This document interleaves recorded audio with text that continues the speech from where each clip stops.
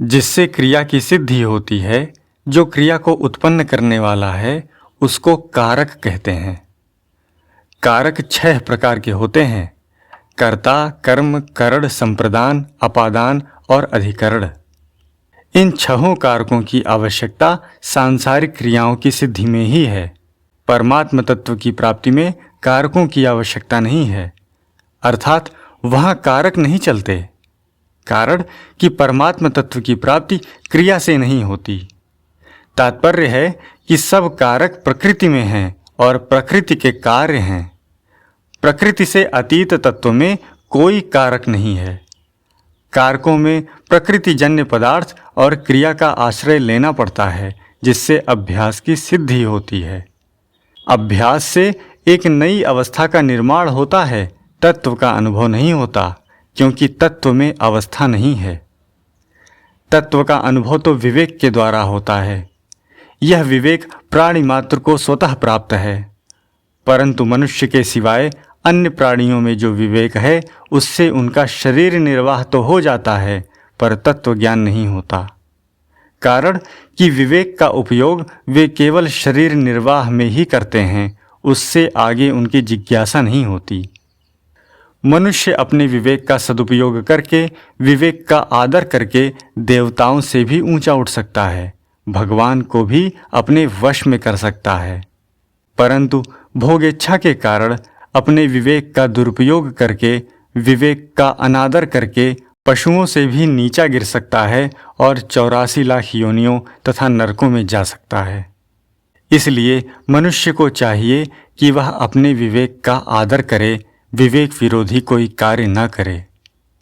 प्राणी मात्र में अपरा और परा दोनों प्रकृतियां हैं।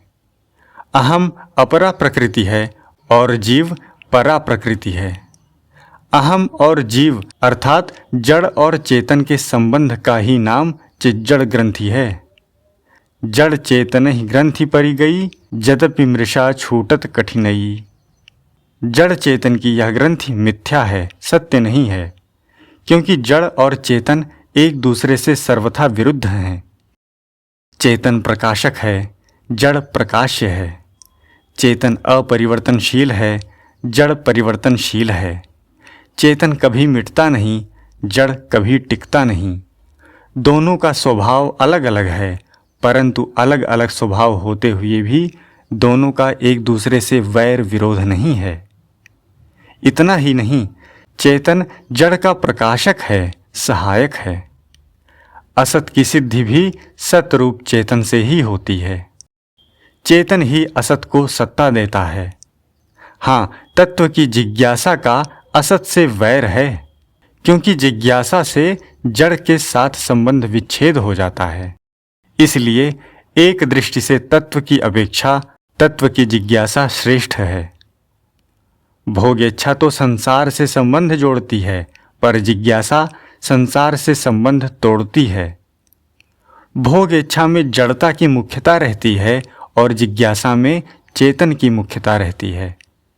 तात्पर्य है कि मनुष्य जड़ अंश की प्रधानता से संसार की भोगों की इच्छा करता है और चेतन अंश की प्रधानता से अपने उद्धार की, मुक्ति की, परमात्म तत्व की इच्छा करता है। मनुष्य जब तक जड़ अंश की प्रधानता से संसार के भोगों में लिप्त रहेगा, तब तक उसको कभी परम शांति, परम आनंद नहीं मिलेगा। ब्रह्मा का पद मिल जाए तो भी उसको परम शांति नहीं मिलेगी। परिवर्तनशील वस्तु से अपरिवर्तनशील को शांति कैसे मिल सकती है? असत से सत की पूर्ति कैसे हो सकती है? परंतु जब मनुष्य चेतन की प्रधानता को लेकर चलेगा, तब जड़ अंश मिट जाएगा और शुद्ध चेतन रह जाएगा। जड़ अंश मिटने से आसक्ति का सर्वथा अभाव हो जाएगा। आसक्ति का सर्वथा अभाव होने पर पूर्णता हो जाएगी, अर्थात वह कृतकृत्य, ज्ञात ज्ञातव्य और प्राप्त प्राप्तव्य हो जाएगा। वास्तव में पूर्णता तो स्वतः सिद्ध है। जड़ के संबंध से ही पूर्णता का अनुभव नहीं होता। जड़ के संबंध का अत्यंत अभाव होने पर, जड़ से सर्वथा असंग होने पर स्वतः पूर्णता का अनुभव हो जाता है, जो पहले से ही है। परंतु केवल परमात्म तत्व की स्वरूप के बोध की जिज्ञासा होने से, भगवान के प्रेम की दर्शन की अभिलाषा होने से ही यह होगा। तात्पर्य है कि जिज्ञासा होने से विवेक विशेषता से जागृत होगा, जिससे जड़ता से असंगता हो जाएगी। असंगता होते ही जड़ की निवृत्ति अर्थात अहंकार का अभाव हो जाएगा। अहंकार का अभाव होने से ममता का भी स्वतः अभाव हो जाएगा और अपने असंग स्वरूप का अनुभव हो जाएगा। इसमें कोई कारक काम नहीं करेगा। सब कारकों में कर्ता मुख्य है। कर्ता में चेतन की झलक आती है, अन्य कारकों में नहीं। वास्तव में कर्ता नाम चेतन का नहीं है, यह माना हुआ कर्ता है। अहंकार विमूढ़ात्मा कर्ता हमिति मन्यते। इसलिए गीता में जहाँ भगवान ने कर्म मात्र की सिद्धि में 5 हेतु बताए हैं, वहाँ शुद्ध आत्मा को कर्ता मानने वाले की निंदा की है कि उसकी बुद्धि शुद्ध नहीं है, वह दुर्मति है। कारण कि स्वरूप में कर्तृत्व और भोक्तृत्व दोनों ही नहीं हैं।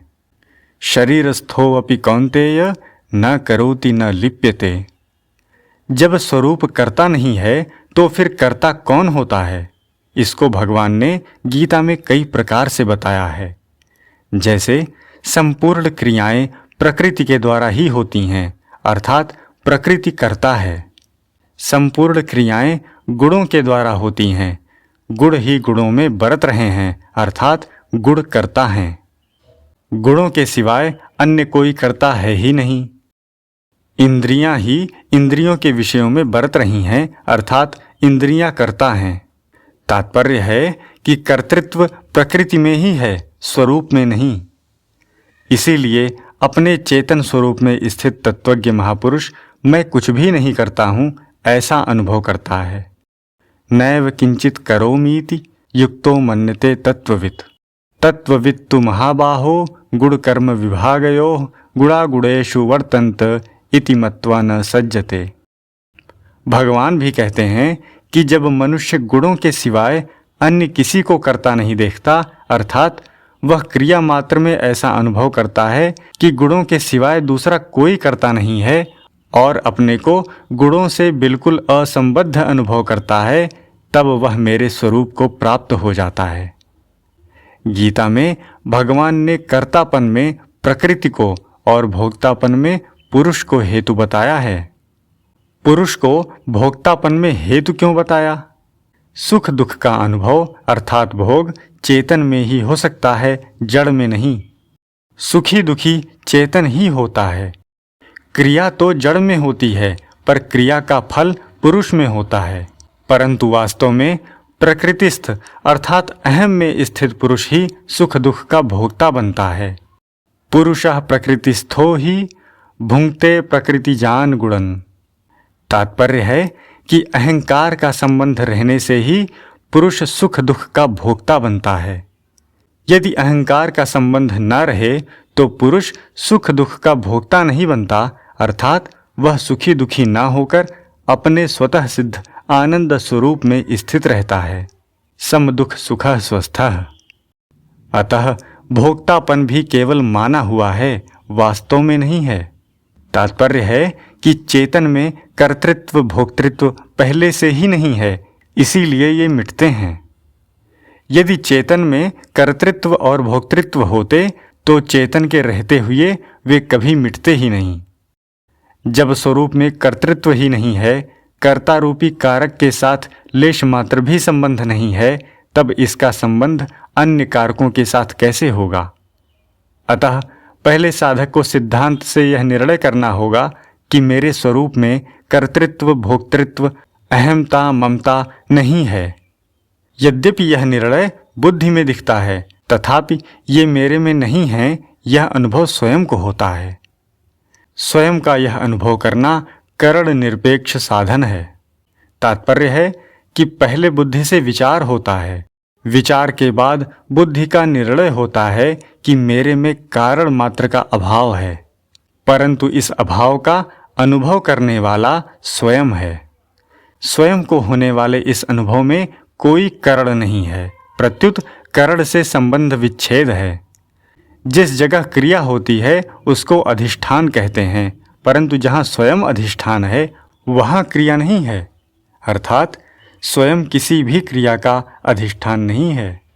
स्वयं में सबका आरोप होता है, क्योंकि आरोप होने की जगह तत्व ही है। तत्व के सिवाय आरोपित वस्तु की स्वतंत्र सत्ता ही नहीं है। इसलिए स्वयं को सबका अधिष्ठान, आश्रय, आधार, प्रकाशक कहा जाता है। इस प्रकार स्वयं में कर्ता, कर्म, करण, अधिकरण आदि कोई भी कारक नहीं है। अतः स्वरूप का बोध अथवा परमात्म तत्व की प्राप्ति जड़ता के द्वारा नहीं होती, प्रत्युत जड़ता के संबंध विच्छेद से होती है।